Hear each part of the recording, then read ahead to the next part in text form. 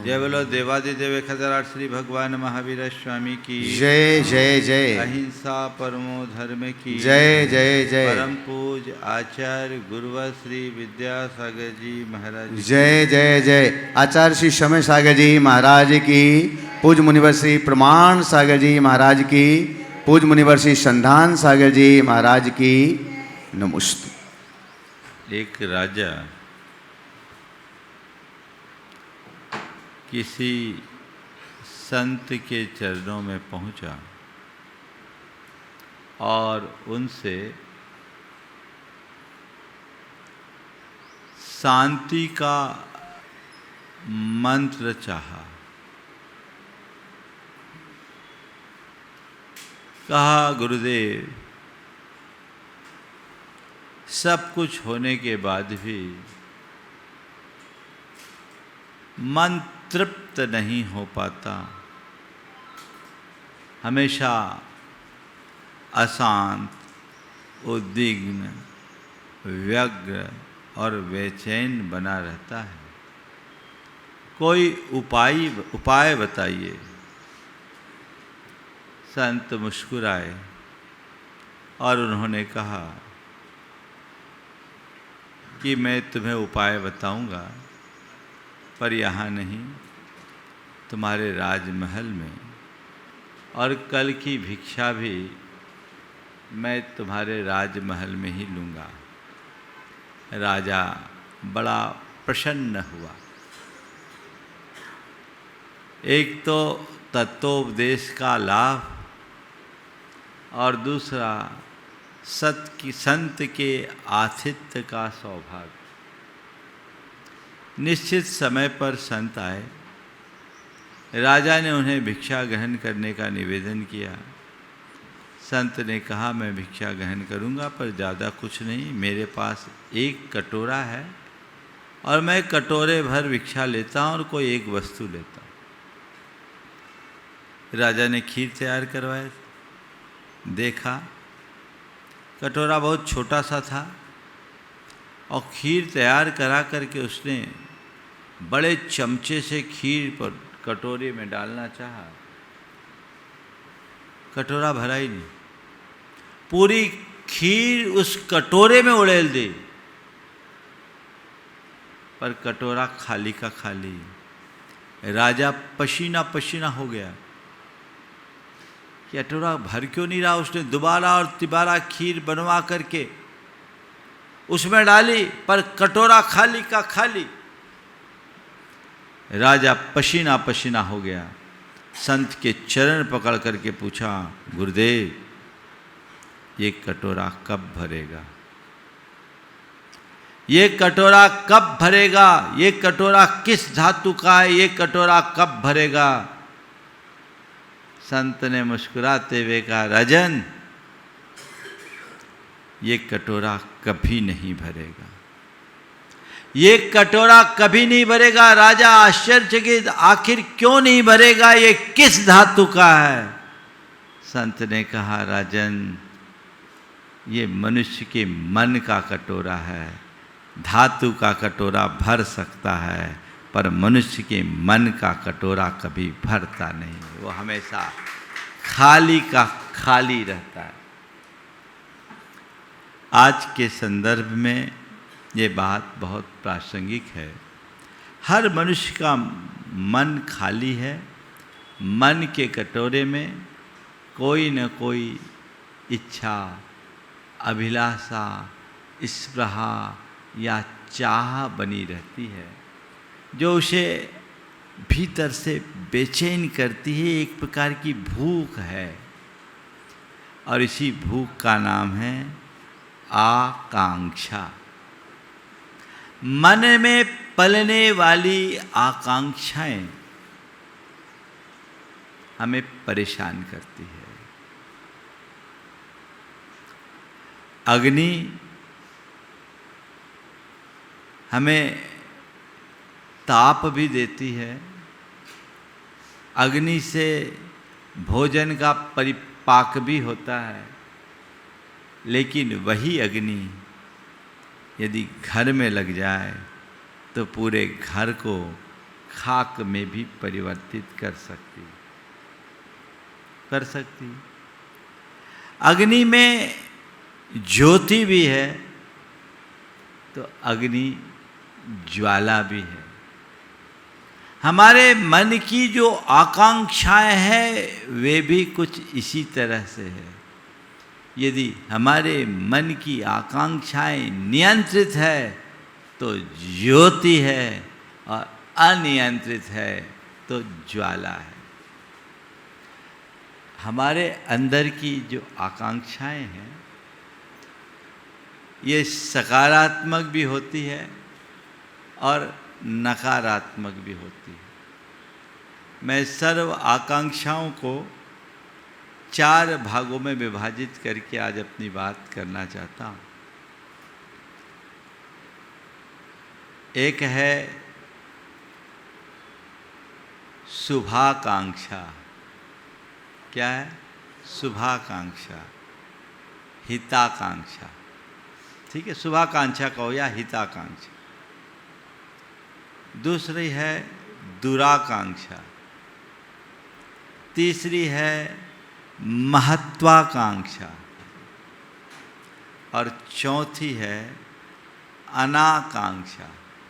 4 stage है। शुभाकांक्षा या हिताकांक्षा, दुराकांक्षा, महत्वाकांक्षा और अनाकांक्षा। अनाकांक्षा बहुत ऊपर की स्टेज है। बड़े बड़े योगी निष्कांक्ष पने को प्राप्त करते हैं जो आकांक्षा से ऊपर उठ जाते हैं, वो बड़े योगी। अनाकांक्ष, किसी प्रकार की आकांक्षा से ग्रसित नहीं होना, ये निष्कांक्षित पना उन योगियों में होता है। ठीक, लेकिन हम अनाकांक्ष हो या ना हो, अपने अंदर पलने वाली आकांक्षा को देखें। शुभाकांक्षा है, हिताकांक्षा है। शुभाकांक्षा कोई भी अच्छी इच्छा, अच्छी चाह, सत्कर्म करने की लगन, अपने समय और संसाधन का सदुपयोग करने का भाव और स्वपर के हित की कामना, ये सब हिताकांक्षा है या शुभाकांक्षा है जो हमारे जीवन की उन्नति का आधार है। ऐसा होना बुरा नहीं।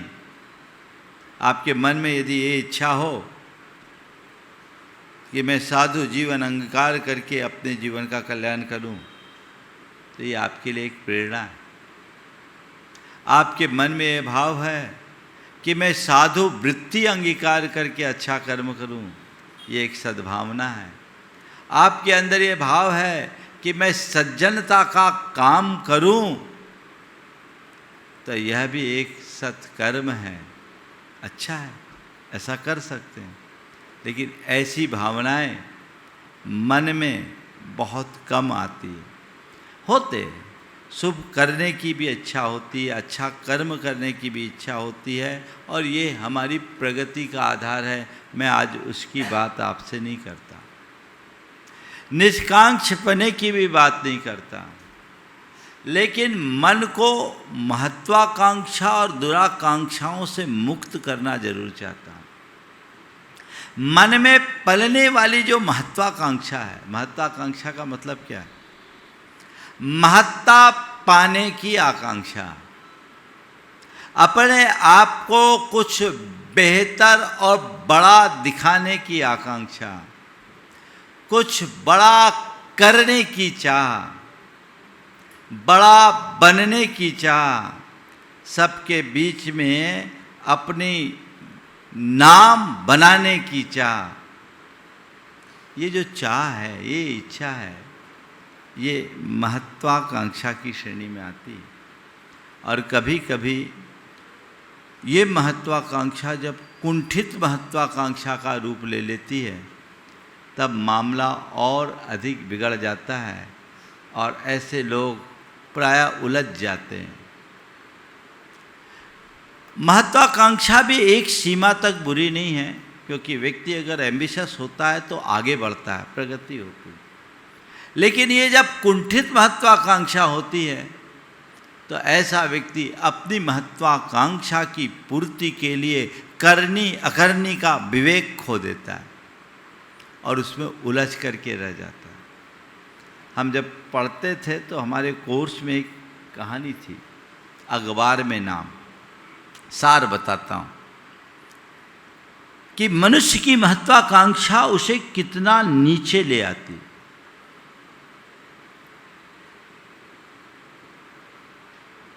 स्कूल में ड्रिल के पीरियड में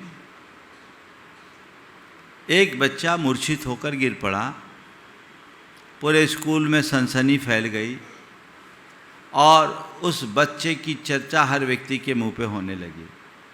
उसी स्कूल में एक गुरुदास नाम का बच्चा था, उसके मन में आया मेरा भी पूरे स्कूल में नाम है।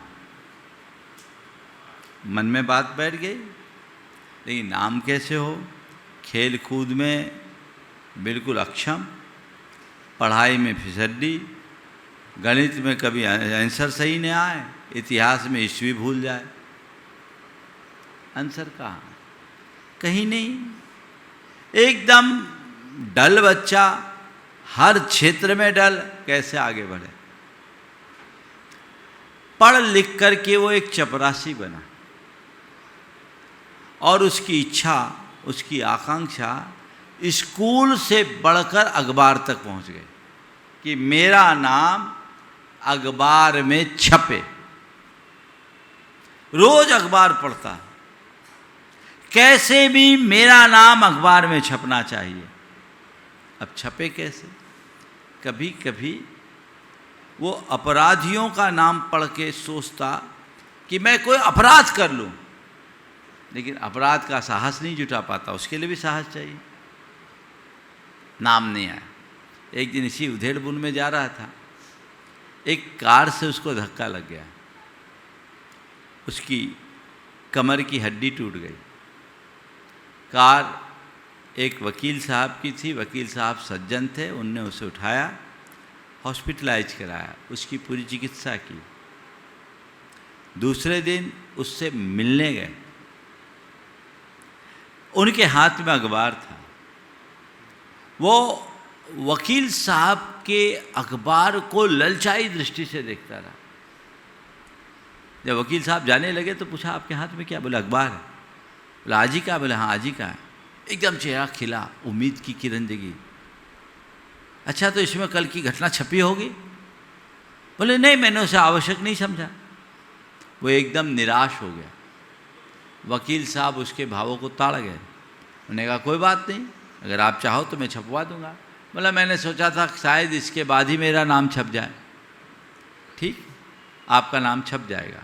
अगले दिन वकील साहब अखबार लेकर गए, उसके हाथ में अखबार थपाया, सुर्खियों में लिखा था अखबार में नाम लाने के लिए स्वयं को कार के नीचे धकेला।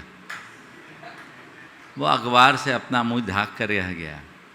शायद ये घटना काल्पनिक भी हो सकती है, लेकिन अपने मन में पलने वाली महत्वाकांक्षाओं की पूर्ति के लिए अक्सर लोग ऐसा और इससे भी नीचे स्तर का कृत्य कर बैठते हैं। संत कहते इससे बाहर आओ। अभी मैं इसके जड़ और परिणाम की चर्चा आप सबसे करूंगा कि ये सब होता क्यों है, लेकिन इसे थोड़ा समझिए कि महत्वाकांक्षा हमें कहाँ ले जाती। तीसरे नंबर की जो बात है दुराकांक्षा। दुराकांक्षा यानी ख्वाबी पुलाव बनाना, मन में इसके बाद ये एक के बाद ये, एक के बाद ये, एक के बाद ये, सब कुछ अपने हिसाब से सोचना और अपने हिसाब से पूर्ण करने का प्रयत्न करना। ये मनुष्य को लालच, अहंकार, आसक्ति और मोह में अंधा कर देती है। ऐसी आकांक्षा से ग्रसित व्यक्ति अपना सर्वस्व खो देता है। एक बड़ी पुरानी कहानी से मैं अपनी बात को आगे बढ़ा रहा हूँ। एक किसान के खेत में एक हरवाहा रहता था, फसल लहरा रही थी। रात में एक गाय आई, गाय खेत की फसल चल रही थी। अब जब खेत की फसल चली तो हरवाहा का काम है गाय से रक्षा करना, तो गाय को भगाने लगा। गाय ने दैवी आवाज़ में कहा, मुझे मत भगाओ, मैं कोई साधारण गाय नहीं, स्वर्ग की कामधेनु हूँ, मुझे घास चरने दो। तुम रहे आओ कामधेनु, तुम घास चरोगी, मुझे क्या मिलेगा? बोले मैं तुझे स्वर्ग ले जाऊंगी, वहाँ लड्डू खाने को मिलेगा। बोले अच्छा, मुझे स्वर्ग कैसे ले जाओगे? बोले मुझे जी भर के घास चरने दो, जब मेरा पेट भर जाएगा मैं रमाऊँगी, अपनी पूँछ उठाऊंगी, तुम मेरे पूँछ पकड़ लेना और मैं तुम्हें स्वर्ग ले जाऊंगी, वहाँ लड्डू खिलाकर वापस तुम्हें यहाँ छोड़ जाऊंगी। मुंह में पानी आ गया। गाय आई, फसल चरी, रंभाई, पूँछ उठाई, उसने पूँछ पकड़ी, स्वर्ग गई, लड्डू खाया, वापस आया। अब क्या है? देखते देखते खेत की फसल साफ होने लगी और ये मोटा होने लगा स्वर्ग के लड्डू खाकर। अब खेत के मालिक को लगा कि ये मामला कहाँ गड़बड़ा रहा है, ये मामला कहाँ गड़बड़ा रहा है। उसने पूछा, भाई ये क्या बात है, खेत को कौन खा रहा है? जब दबाव दिया तो उसने सच उगल दिया कि कामधेनु आती, अब वो रोज़ खेत में फसल खा करके मुझे ले जाती है, लड्डू खिलाती। बोले खेत मेरा, मालिक मैं, लड्डू तू खाएगा? आज से गाय खेत में नहीं घुस सकती। वो तभी घुस पाएगी जब स्वर्ग की लड्डू मुझे भी खिलाएगी। अब क्या हुआ, जब गाय घुसी तो उसने मना कर दिया, मामला गड़बड़ है, तुम भी जाओगी और मेरी नौकरी भी चले जाएगी। कहा कोई बात नहीं, मालिक से बोल दो वो भी चले। बोले कैसे चलेगा? बोले कोई बात नहीं, मैं फिर पूँछ उठाऊंगी, तुम मुझे पकड़ना, वो तुम्हारे पैर पकड़ेगा। उसने मालिक से बोला। मालिक ने बोला मैं अकेले नहीं, मैं पूरे परिवार के साथ जाऊंगा। गाय से फिर निवेदन किया। गाय ने कहा एक दूसरे के पैर पकड़ के पूरे परिवार आ जाना, मुझे कोई फर्क थोड़ी पड़ता है, जितने को आना सब आ जाओ। अब क्या हुआ, गाय आई, फसल चरी, रंभाई, पूँछ उठाई। सबसे पहले हरवाई ने पूँछ पकड़ी, उसके नीचे खेत वालों के मालिक ने, फिर उसकी पत्नी ने, फिर उसके बच्चों ने, और बच्चों की बहुओं ने, फिर उनके बच्चे ने, सब ने पकड़ लिया। अब गाय आसमान में उड़ रही, इसके मन में विकल्प आ रहा है, स्वर्ग जाएंगे, लड्डू खाएंगे, पता नहीं कितना बड़ा लड्डू होगा, हमारे मुंह में घुस पाएगा कि नहीं घुस पाएगा, स्वर्ग का लड्डू है, कितना बड़ा लड्डू होगा, कितना बड़ा लड्डू होगा, कितना बड़ा लड्डू होगा। दिमाग में ये कीड़ा काटना शुरू कर दिया, सब भूल गया। आखिर उसने पूछ ही लिया, ये बताओ स्वर्ग का लड्डू कितना बड़ा होगा। हरवाहे ने भी सब बातें भूलकर गाय की पूँछ छोड़ी और कहा इतना बड़ा लड्डू होगा। सब धड़ाम से नीचे गिर गए, सबकी ज़िंदगी ख़त्म हो गई। कहानी ये भी काल्पनिक हो सकती है, लेकिन इसका कथ्य बहुत सत्य है। मनुष्य अपने मन में पलने वाली इस तरह की दुराकांक्षाओं के परिणाम स्वरूप ऐसा और इससे भी बुरा हाल करता है। सवाल इनसे बाहर आने का, तो हमें पहले इसके कारण को जानना होगा। इसके कारण क्या है? मन की आकांक्षाओं को पालने के कारणों में अहम, सबसे पहला कारण क्या है? अहम। मनुष्य अपने अहम प्रेरित इच्छाओं की पूर्ति के लिए बहुत परेशान होता है। अहंकार अपने आप को एक अलग रूप में प्रस्तुत करने की मनोवृत्ति है। जो वास्तविक नहीं है उसे ही वास्तविक बनाने की कोशिश है। अपने काल्पनिक छवि को यथार्थ घोषित करने का प्रयास है और उसे मेंटेन करने के लिए उसे ऐसा जाल बुनना पड़ता है जिसमें वो खुद उलझ करके रह जाता है। वह है आकांक्षाओं का जाल, जो उसे बुरी तरह उलझा करके रखती है। दूसरा है उसके अंदर का अविवेक। अविवेक मनुष्य को करनी अकरनी के बोध से शून्य कर देता है। क्या करनी है, क्या अकरनी है, क्या सही है, क्या गलत है, इस तरह के सारे विवेक और बोध से शून्य हो जाने के कारण आदमी सब कुछ भूल जाता है और अपनी आकांक्षाओं के चक्रव्यूह में फंस जाता है। मोह आसक्ति भी मनुष्य के आकांक्षा के जाल को रचने का सबसे बड़ा कारण है। जब व्यक्ति के मन में मोहाशक्ति प्रबल होती है तो उसे कुछ समझ में नहीं आता, जो चल रहा है सो चल रहा है, चल रहा है सो चल रहा है। ऐसे व्यक्ति अपने महत्वाकांक्षा या दुराकांक्षाओं से ग्रसित होकर अपना सर्वस्व विनष्ट कर देता है। नतीजा क्या निकलता है? अशांति, बंधन, द्वंद्व और कर्म का बंध। मन में जब आकांक्षाएं पलेगी तो अशांति होगी। तुम्हारे मन की अगर एक इच्छा पूरी होती है तो उसके पूर्णता होने पर क्या होता है? उसकी तृप्ति बाद में उसकी जगह अनेक इच्छाएं दूसरी जन्म ले लेती। वो हमें अंदर से व्यग्र और बेचैन करती है, दुखी करती है, परेशान करती है। जब तक हमारे अंदर की इच्छाएं अधूरी रहती है तब तक अशांति होती है, अतृप्ति रहती है, और पूरी हो जाती है तो अहंकार उत्पन्न होता है। ये दोनों मनुष्य को दुखी करती है। आतुरता, अतृप्ति या अहंकार हमें व्यग्र और बेचैन बनाती है। इसे कम करो, नियंत्रित करो, ये परेशान करने के कारण है। दूसरा है बंधन। जब मनुष्य किसी आकांक्षा से जुड़ जाता है तो उससे बंध जाता है। उसके मन में कोई आकांक्षा उत्पन्न होती है तो उसके अलावा उसे और कोई चीज़ दिखती ही नहीं। शास्त्रकारों ने लिखा है, आशा नाम मनुष्यानां काचिदाश्चर्य श्रृंखला यया बद्धा प्रधावन्ति मुक्ता तिष्ठन्ति पंगुवत्। ये मन की आशा, ये आसक्ति, ये आकांक्षा एक बड़ी प्रगाढ़ सांप। आश्चर्यजनक।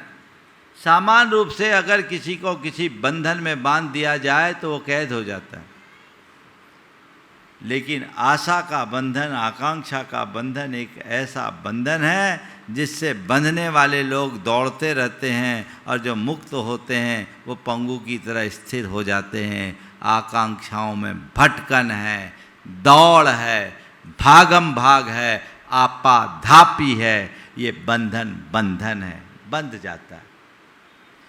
गुरु शिष्य के साथ जा रहे थे, रास्ते में देखे कि एक व्यक्ति एक गाय को हाथ से लेके जा रहा था, रस्सी उसके हाथ में थी, पीछे पीछे गाय।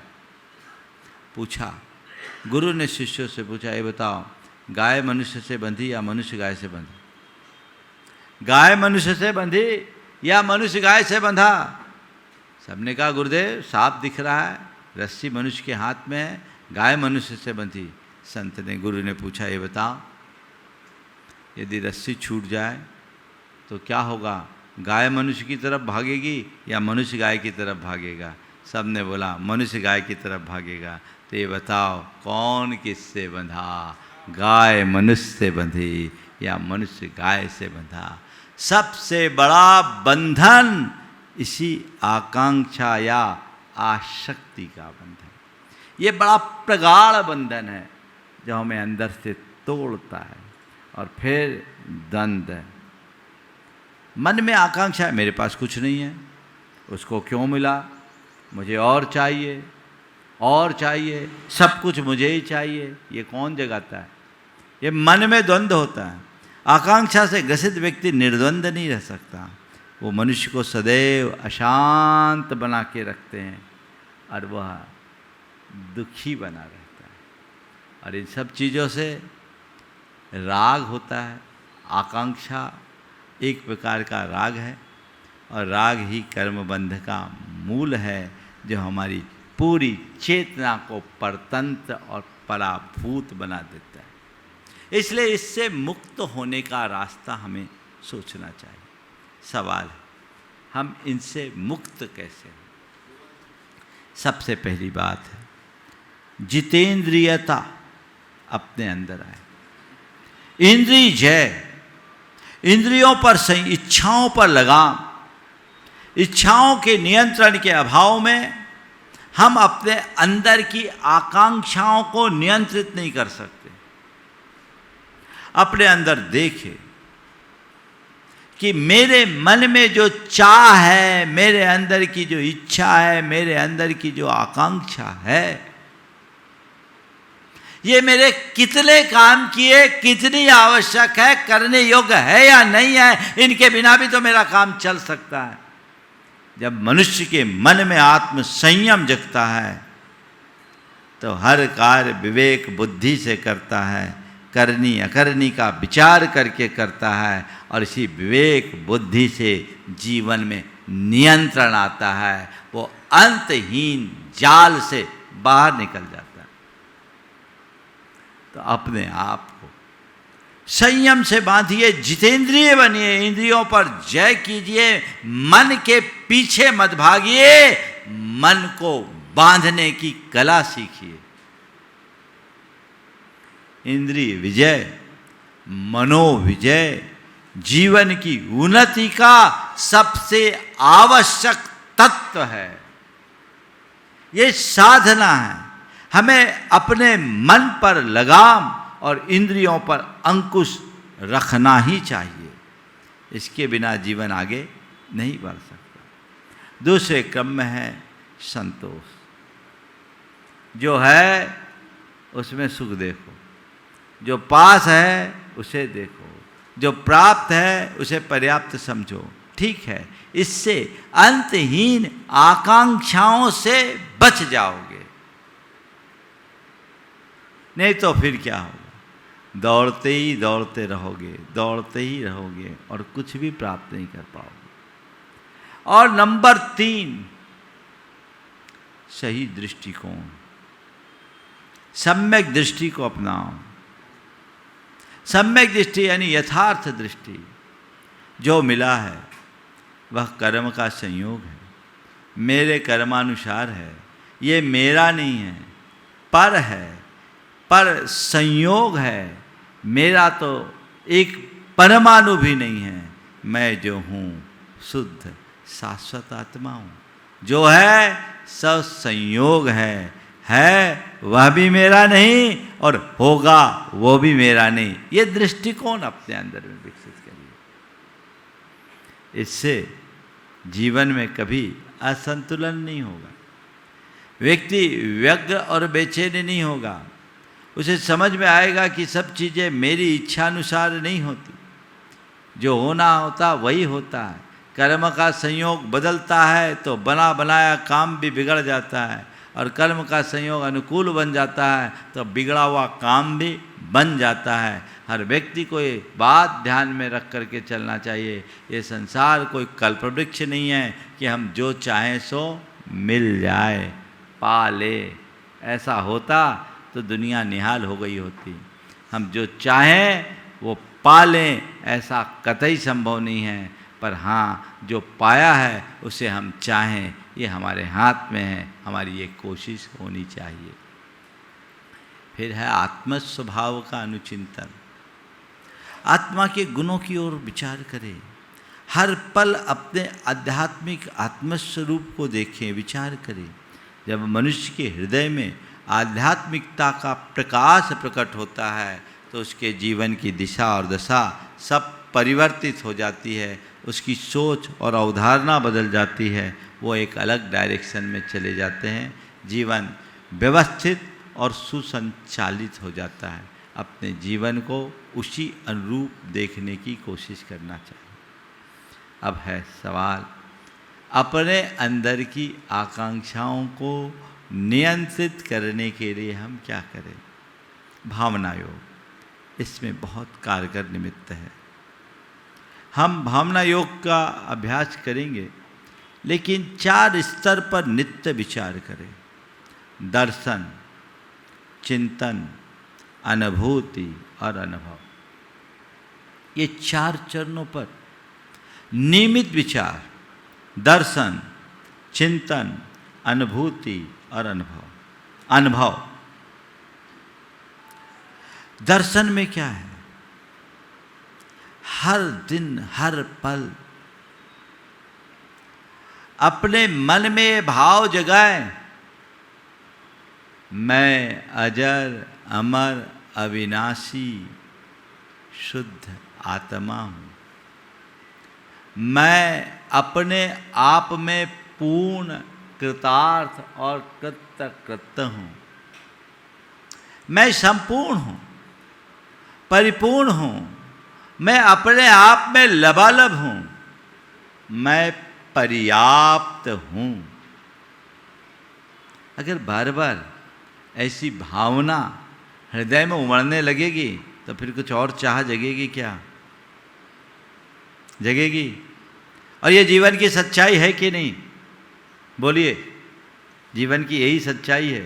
पर विडंबना ये है कि मनुष्य पूरा जीवन इसी सच्चाई को झुटलाने में खत्म कर देता है। पूरा जीवन इसी सच्चाई को झुटलाने में बर्बाद करता है। बार बार ये आध्यात्मिक चिंतन जरूरी है।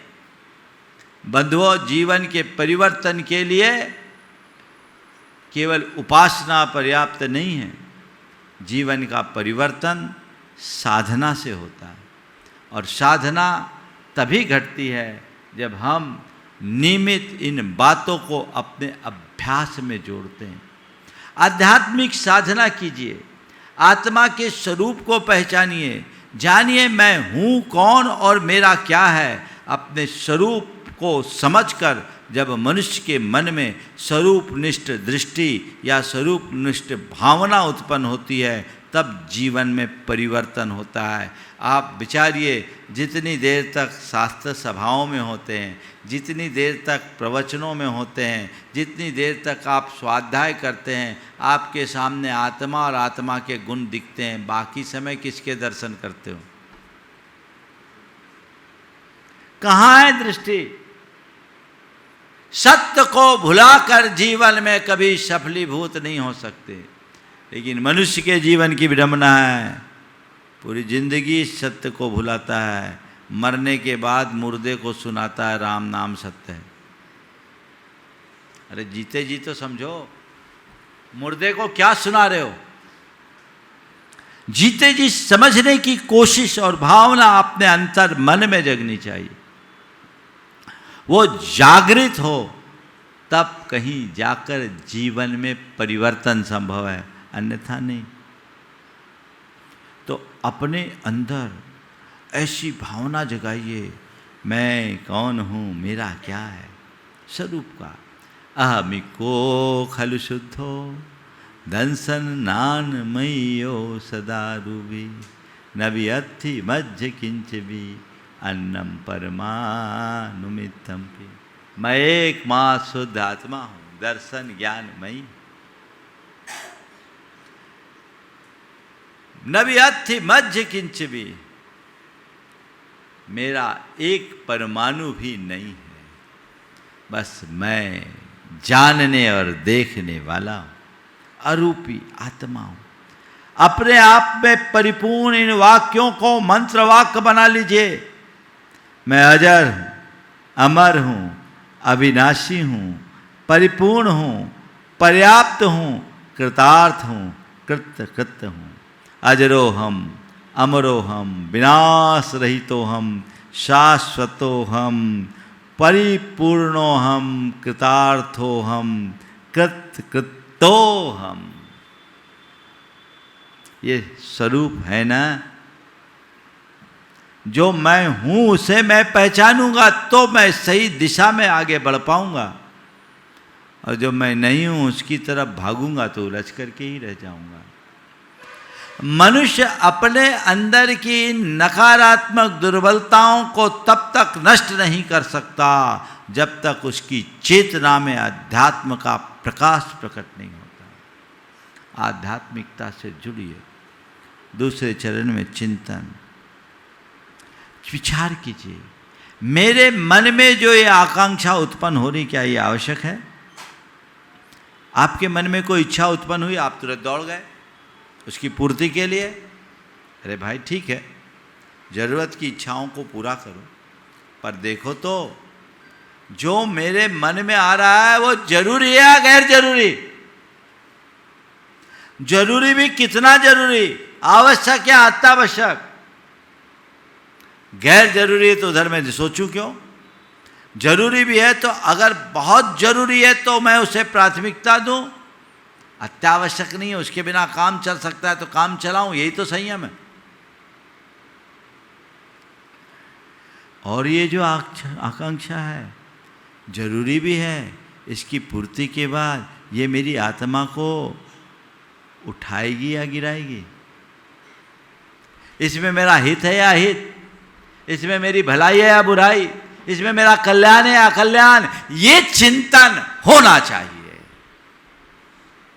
यदि मनुष्य थोड़े पल के लिए विचार करने लगे तो कभी कोई गलत आकांक्षा उसके चित्त में उत्पन्न ही नहीं होगी, और यदि हो भी गई तो वह उससे उत्प्रेरित होकर प्रवृत्त नहीं होगा।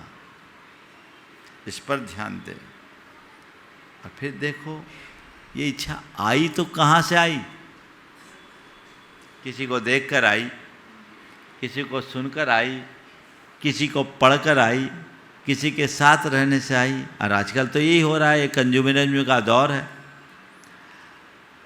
आपके घर में जो टीवी है ना, वो सबसे ज़्यादा गैर जरूरी चीज़ों को बुलवाने का कारण बन रहा है? अब टीवी और रही सही कसर यूट्यूब ने ले ली। आपके इसलिए किसी चीज़ की ज़रूरत हो या ना हो, कोई चीज़ देखी, अरे हाँ ये चीज़ लेना चाहिए, अपन भी मंगा लो। और क्या करना है? कुछ नहीं करना, कहीं जाना भी नहीं है, ऑनलाइन ही तो ऑर्डर देना। एक बार एक बहन जी ने कहा, महाराज जी हमारी बहू आई, उसका एक बेटा है, और उस बेटे के लिए रोज़ हर हफ्ता कोई ना कोई पार्सल आता रहता है। वो यूट्यूब में देखते रहती है, बच्चे के लिए ये खिलौना चाहिए तो ये खिलौना ले आई, ये सामान चाहिए तो ये ले आई, कपड़ा चाहिए तो ये। बोले ऐसा कोई हफ्ता नहीं जाता जिस दिन पार्सल नहीं होता। महाराज जी बाकी बातों तो ठीक है, पैसे भी खर्च हो जाए उसकी भी कोई परवाह नहीं, सक्षम है कर सकते हैं, लेकिन सबसे ज़्यादा विकल्प ये होता है कि रखे कहाँ। एक पूरा कमरा हमारे घर का जो गेस्ट रूम है उसी से भर गया। और महाराज जी आप जानते हो आजकल की बहुओं से बोलना यानी खतरा मोलना। कौन बोले? कॉम्प्रोमाइज कर रहे हैं, लेकिन इनको समझाए कौन? बोलो ये है ना? हाँ, सबका हाल है, सबका हाल।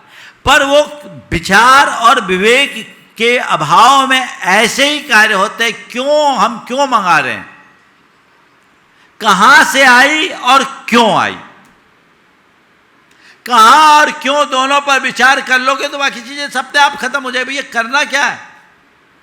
ये अटाले का करेंगे क्या? और आसक्ति रहती से कोई को दे भी नहीं सकते। लाओ धरते रहो, रखते जाओ, रखते जाओ, रखते जाओ, और घर को कबाड़ खाना बनाते जाओ। घर कबाड़ खाना बने या ना बने, दिमाग में तो कबाड़ खाना हो ही गया, पूरे जीवन का कबाड़ा हो जाता है। ये परिवर्तन, ये चिंतन जीवन में बदलाव का आधार बनेगा। ऐसा आप चिंतन करें और फिर आत्मानुभूति की ओर मुड़े। कुछ पल मौन हो जाए और ध्यान करें। निष्कांक्ष बनने के लिए एक अभ्यास, अपने मौन को सुने। एक प्रयोग आपको बताता हूं जो मैंने पहले बहुत किया है। आप कुछ मत करिए, दोनों कानों में उंगली डाल दीजिए, आंखें बंद कर दीजिए, और कोई विचार नहीं, कोई विकल्प नहीं।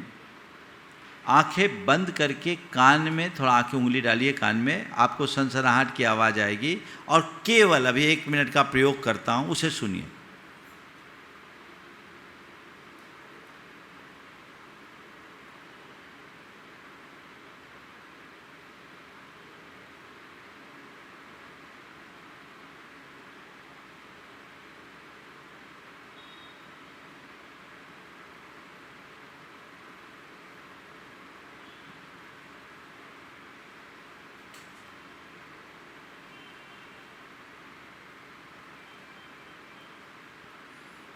ओ, कैसा लगा? उस समय केवल सुनना है, उस अंतर्ध्वनि को सुनना है। आती जाती सांसों को केवल देखने का अभ्यास कीजिए और सहज मौन। अपने अंदर के संगीत को सुनिए, विचारिए मैं कौन हूं, मुझे क्या चाहिए, मेरा क्या है। ये अनुभूति आपको आपकी अंतर आत्मा से जोड़ेगी। अभी हम बाहरी चीजों के साथ इतना अधिक जुड़ चुके हैं कि स्वयं के साथ संवाद ही समाप्त हो गया। मैं कौन हूं, मेरा क्या है, मुझे क्या चाहिए, मुझे क्या करना चाहिए, इसके लिए तो विचार करने का अवसर ही नहीं है। इस बाहरी कोलाहल से मुक्त होकर अंदर आप करिए। और एक बात और बता रहा हूं, हर व्यक्ति को उठते ही ये करना चाहिए। इससे क्यों, हमारे शास्त्रों में ऐसा लिखा है कि जब तक कान में सनसनाहट है तो समझना अभी कोई खतरा नहीं है। समाधि के लक्षण में बताया, जिसके कान की सनसनाहट खत्म हो गई तो 6 महीना से ज़्यादा उम्र नहीं है, अधिकतम 6 महीना। जिसको कान में उंगली डालने पर अगर कुछ सुनाई नहीं पड़ रहा हो, देख लो एक बार चेक करके, अगर कान में उंगली डालने के बाद कोई सुनाई नहीं पड़ रहा, अंदर की सनसनाहट नहीं आ रही है, तो 6 महीना से ज़्यादा जीवन नहीं है। ऐसा रिष्ट समुच्चय नामक ग्रंथ में लिखा है ना। अभी आ रही है तो ये मत सोचना आ रही तो 6 महीना पक्के हैं, उसका कोई पता नहीं, वो तो कभी भी हो सकता है, अकाल में भी जा सकता है। लेकिन नहीं आ रही है तो 6 महीना से ज़्यादा तुम्हारा लाइफ स्पॉन नहीं है, तुम्हारी उम्र नहीं है, ये तो समझ लेना। और फिर हर पल अपने अंदर एक अनुभव कीजिए, जो भीतर है वह बाहर है, जो मेरे भीतर है वही बाहर है, जो मेरी आत्मा है वही सब कुछ है। मनुष्य जब जब भीतर जाता है तभी शांति होती है, और जब बाहर आता है अशांति होती है। अपने भीतर के उस परम तत्व की तरफ दृष्टि। शोभम शोहम शोहम कांक्षातीतोहम निष्कांक्षोहम परम तृप्तोहम कृतार्थोहम परिपूर्णोहम की उक्ति को बार बार दोहराए, ये अभ्यास ले, जीवन में बहुत बड़ा बदलाव घटित हो सकता है, जो हमारे जीवन की बेहतरी का आधार भी हो सकता है। तो हम अपने मन की आकांक्षाओं को नियंत्रित करने के लिए एक प्रयोग करें। मैं अभी तक जो भावना योग के 4 चरणों का प्रयोग करा रहा था, आज मैंने उसे थोड़ा हट कर कराया। ये भी एक प्रकार की भावना योग का ही प्रयोग। हम जैसी भावना भाते हैं वैसा जीवन बनता है। यद भाव्यते तद भवति। हम अपने आप को आकांक्षाओं से ग्रसित महसूस करेंगे, आकांक्षाओं में उलझते जाएंगे और अपने निष्कांक्ष स्वरूप का स्मरण करेंगे, आकांक्षाओं से मुक्त हो जाएंगे। हिताकांक्षा को जगाइए, शुभाकांक्षा को बढ़ाइए और दुराकांक्षा और महत्वाकांक्षा से मुक्त हो जाइए, ताकि जीवन को शांति और प्रसन्नता के साथ जीने का रस दिया जा सके। बोलिए अहिंसा परमो धर्म की।